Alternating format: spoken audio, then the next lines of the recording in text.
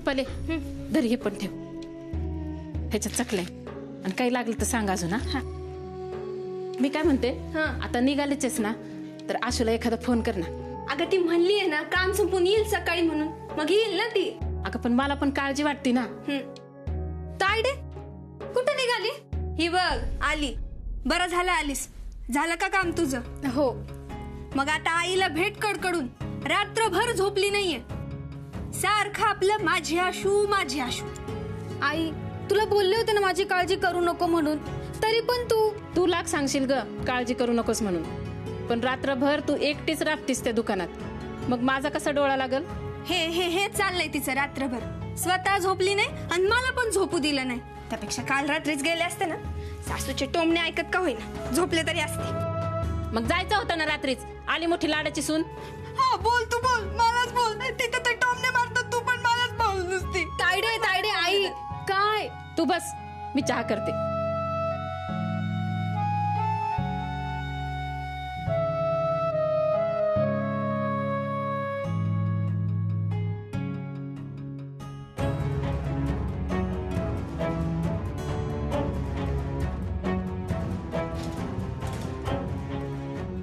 कपाटात काय शोधतेस ग?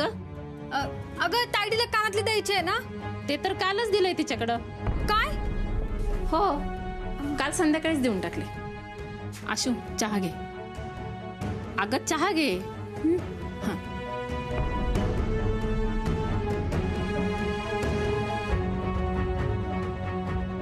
त्या करंज्या खाली का भरल्यास ग? असू दे. असू दे काय, चुरा झाला म्हणजे खाणार कोण? ना पोटाला ना होटाला. सरक बाजूला, मी भरते.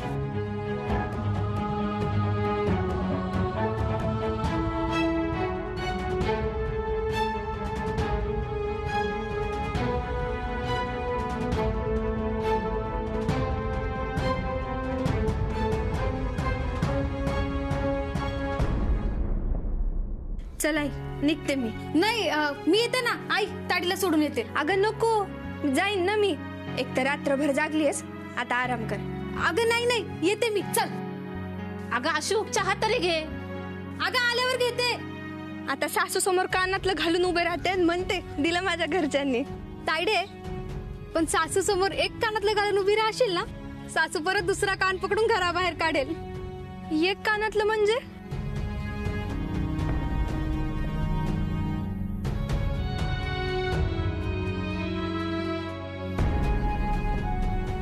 एक बाहेर का ठेवलेलंस?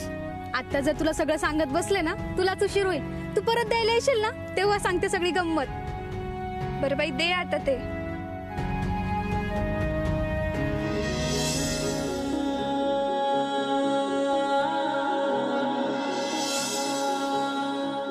आशू, अगं आशू, सोडते कानातलं.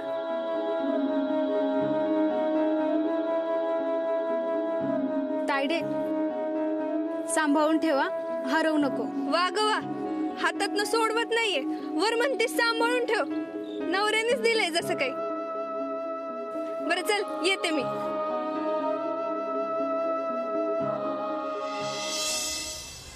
हे किरण भगत हे ग्रामीण भागातल्या विद्यार्थ्यांसाठी खूप काम करतात.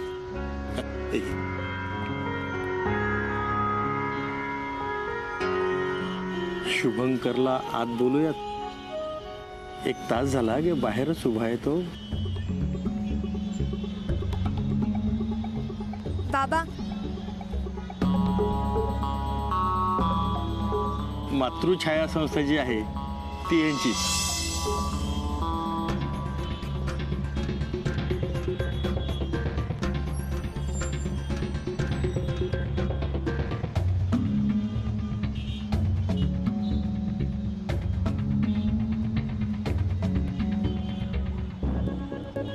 मंदार दे लवकर, अजून खूप पुस्तकं वाटायची आहेत. तुझ्या हस्ते. हो ना आई?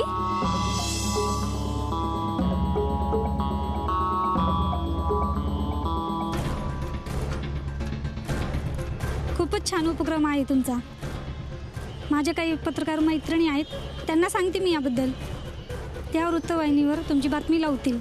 धन्यवाद, पण त्याची काही गरज नाही, कारण या गरीब विद्यार्थ्यांमध्ये पुस्तक वाचण्याची आवड निर्माण व्हावी हा साधा सरळ हेतू आहे या उपक्रमाचा.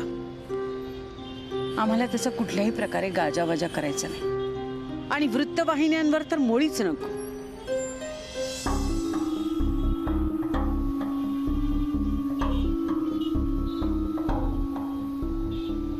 चला, यादीतल्या सगळ्या संस्थांना पुस्तकं वाटून झाली. आता फक्त आपण घरची शिल्लक राहिलो.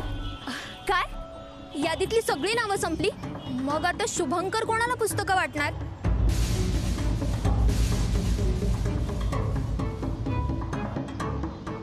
मी काय म्हणतो, आता कार्यक्रम झालाय, आज जाऊया. शुभंकरलाही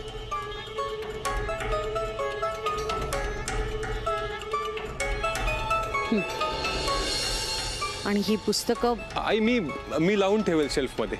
नको, ही सगळी पुस्तकं बाळ लावील शेल्फ मध्ये.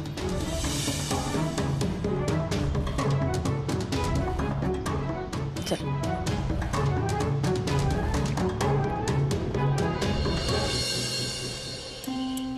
मंदार, ऐकलं नाही साईंनी काय सांगितलं? चला. मंदार. हो.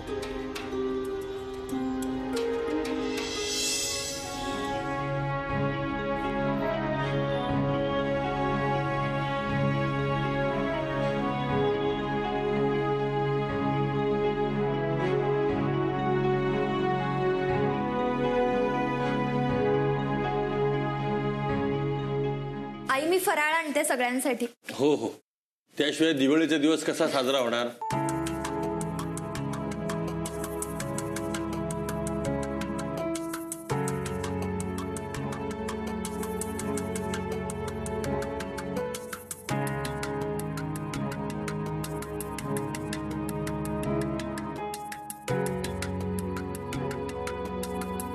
अरे शुभंकर, आधी फराळ करतोस की पुस्तकं लावून घेतोस?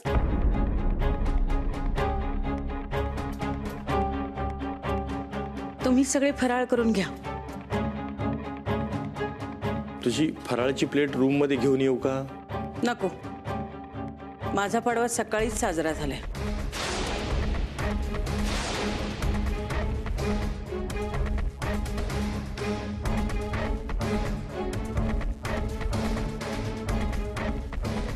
कविता, एक प्लेट दे, मी घेऊन जातो, खाईल ती.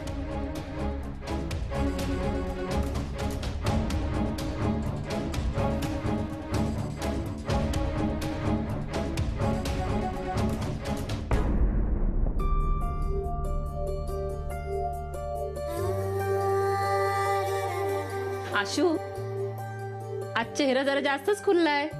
काहीही हा. श्री,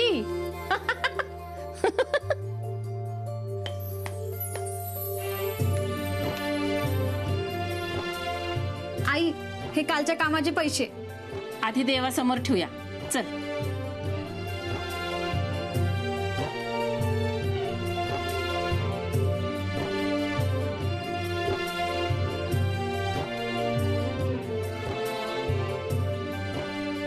देवा, माझं कानातलं मला परत मिळालं.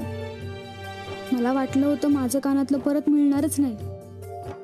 आणि फोटोग्राफरने पण हे कानातलं परत मिळवण्यासाठी खूप त्रास सहन केला असेल ना.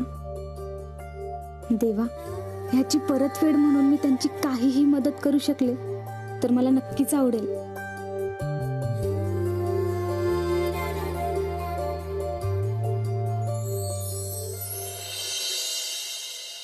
दिलंस का कानातलं?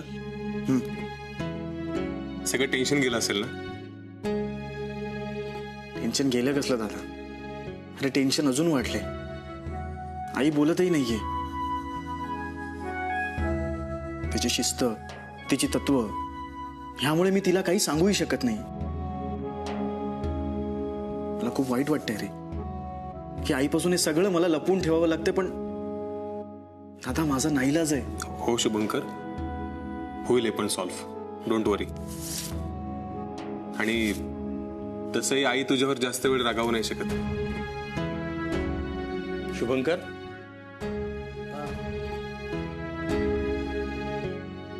आईने काही खाल्लं का? माझ्यामुळे ती स्वतःला का त्रास करून घेते? बाई खूप रागवल्यात. तिच्या मनाविरुद्ध काही झालेलं तिला चालत नाही. मला असं काहीच वागायचं नव्हतं. पण ते माहितीये मला तू तिच्या मनाविरुद्ध वागणार नाहीस. तुझं तसंच काहीतरी महत्वाचं काम आलं असेल म्हणूनच तू गेला असशील. पण एक लक्षात ठेव, तुझी आई हाडाची शिक्षिका आहे. ती चूक कधीही खपवून घेणार नाही. आणि आपला मुलगा आपल्या मनाविरुद्ध वागतोय हे पाहिल्यावर त्रास होणं स्वाभाविक आहे. हो बाबा, मला कळतंय. पण स्वतः उपाशी राहून ती स्वतःला का त्रास करून घेते? बाबा, द्या ती प्लेट. मी येतो.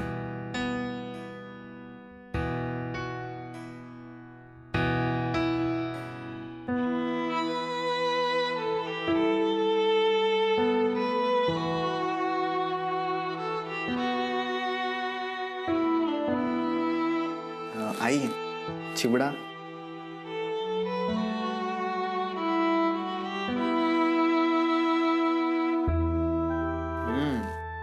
ए आई, चिवडा छान झालाय. नक्कीच तू वहिनीला टिप्स दिले असणार, कारण एकदम तुझ्या हातच्या चिवड्यासारखा हा चिवडा झालाय. वा वा वा, तळलेल्या दाण्यांनी तर कमालच केली. किती वाजता होता कार्यक्रम?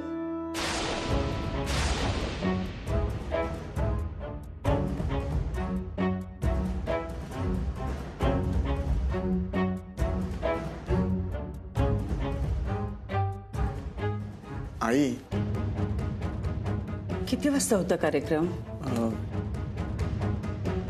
सकाळी 8 वाजता. आणि मी तुला कधी सांगितलं होतं? काल, परवा. निघ. आई, सॉरी. सॉरी का? म्हणजे माझ्यामुळे. तुझ्यामुळे काय नाही झालं. चूक माझी आहे. मी तुला परवापासून दर तासाला ह्या गोष्टीची आठवण करून द्यायला हवी होती की पाडव्याच्या दिवशी सकाळी आपण पुस्तक वाटपाचा कार्यक्रम करतोय. आणि तूही तुझ्या हस्ते तुझ्या मोबाईलमध्ये अलार्म लावायला हवा होता, किंवा सकाळी सकाळी तुझ्या खोलीबाहेर उभं राहून तुला आठवण करून द्यायला हवी होती. हो ना? आपण आमंत्रित केलेल्या सगळ्या संस्था, त्यांचे प्रतिनिधी अगदी वेळेवर पोहोचले, कारण त्यांना माहितीये की नगरकरबाई वेळेच्या बाबतीत अगदी काटेकोरपणे वागतात. आणि दरवर्षीप्रमाणे या वर्षीही मी पुस्तक वाटपाचा कार्यक्रम तुझ्याच हस्ते करणार होते शुभंकर. पण तू न आल्यामुळे तो कार्यक्रम मला मंदारच्या हस्ते करावा लागला. आई,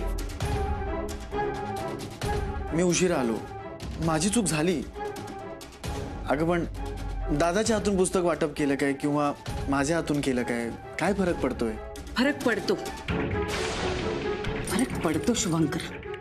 हेच पुस्तक वाटप जर तुझ्या हस्ते झालं असतं आणि तुझ्याबद्दल जर मला लोकांनी विचारलं असतं तर मी अभिमानाने सांगितलं असतं की हो, माझा बाळ प्रोफेसर आहे. तुझ्यात आणि मंदारमध्ये मला डावं उजवं करायचं नसतं. अरे मी आई आहे.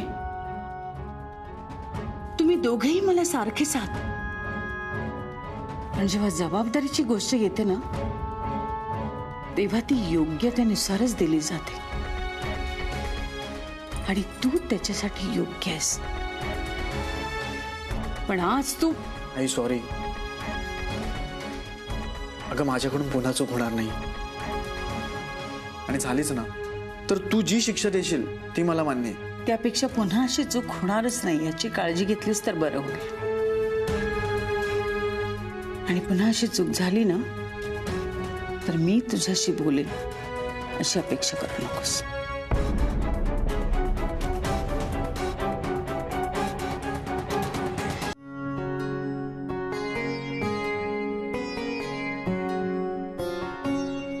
चंद्रनंदिनीच्या आईने तिच्याबरोबर बोलणं टाकलं. का? अगं 2 दिवस काम करत होतीस ना, तुझं बघायचं राहून गेलं. अगं पण झालं काय असं? अगं तिने लपून ठेवलं ना, राजशेखरला भेटली ते. मग काय, आता आईपासून कशाला लपवायचं? आईला जर सांगितलं असतं तर कदाचित समजून घेतलं असतं तिनं, असं बोलणं टाकलं नसतं. आजकालचे पोरं पण ना, आई बापापासून कशाला लपवायचं, सांगायचं ना सगळं त्यांना.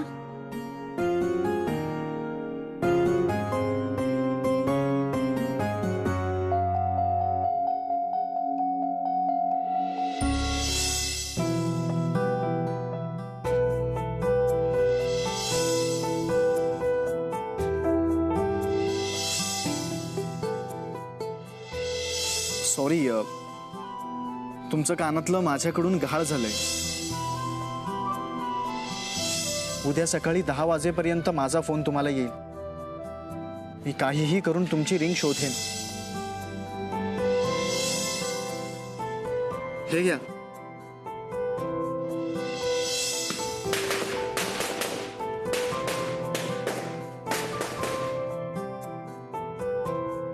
आशू, अगं अशी अचानक बाहेर का येऊन बसलीस? जेवायचंय ना, मी भाजी गरम करते, चल. आई बसतेस? अगं आता बसायचं कशाला, उशीर होतोय ना. आई, अगं काय झालं? डोळ्यात पाणी काय तुझ्या? आई, मी जर तुझ्यापासून काही लपून ठेवलं असेल तर तू मला माफ करशील ना? नाही, कारण मला माहितीये माझी आशू माझ्यापासून कधीच काहीच लपवणार नाही. आई, मी एक गोष्ट तुझ्यापासून लपवून ठेवली. खरं तर मला तुझ्यापासून कधी काहीच लपवायचं नव्हतं, पण तू रागवली असते आणि तुला जर सगळं खरं कळलं असतं तर तू टेन्शन घेतलं असतं, म्हणून मी. अगं आशू, अगं तू काय बोलतेस ना, मला काहीच कळत नाहीये. अगं आई, तुझं मंगळसूत्र मोडून तू माझ्यासाठी जे कानातलं केलं होतं ना, त्यातलंच एक कानातलं हरवलं होतं. आशू, पण आता ते सापडलंय. अगं पण मग ते हरवलं कधी होतं? त्या दिवशी सत्काराचा कार्यक्रम होता ना, तेव्हा पम्मीदीने मला स्टेजवर बोलवलं आणि मग मी स्टेजवर जात असताना पाय अडकून पडणार होते, तेवढ्यात मला फोटोग्राफरने सावरलं. मग त्यांच्या शर्टला ते कानातलं अडकलं. ते त्यांच्याही लक्षात नाही आलं. ते घरी निघून गेले आणि मग त्यांच्याकडनं ते गहाळ झालं. मग आता कसं सापडलं ते कानातलं? अगं ते सापडत नव्हतंच. फोटोग्राफरने खूप शोधलं, शेवटी त्यांनी नवीन कानातलं आणून दिलं. पण आई, तूच शिकवलंय ना, स्वतःच्या फायद्यासाठी दुसऱ्याचं नुकसान नाही होऊ द्यायचं म्हणून.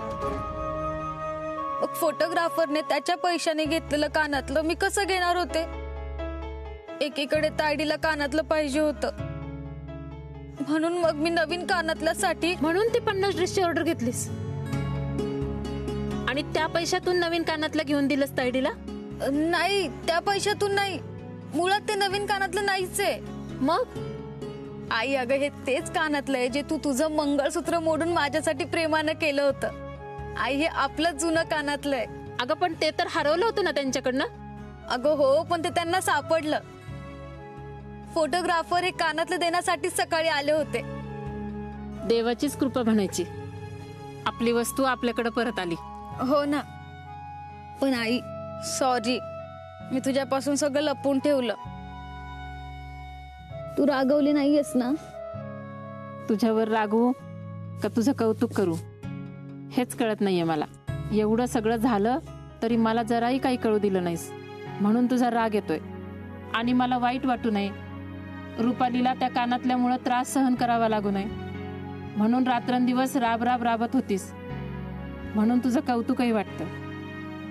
आशू, एवढं सगळं होत असताना तू एकटी सहन करत होतीस, एकटीच त्रास काढत होतीस. किती ग धीराची आहेस तू. आई, तो धीर मी माझ्या लहानपणापासूनच बघत आले. तुझ्याकडूनच शिकले अशा परिस्थितीला सामोरे कसं जायचं ते. आणि फोटोग्राफर होतेच की. पण आई, कानातलं मिळाल्याच्या आनंदात मी साधं त्यांना थँक्यू पण नाही बोलली ग. त्यांना भेटून एकदा थँक्यू बोलायचंय. म्हण ना मग. अगं कोण आपल्यासाठी कोणत्या रूपात येईल काही सांगता येत नाही.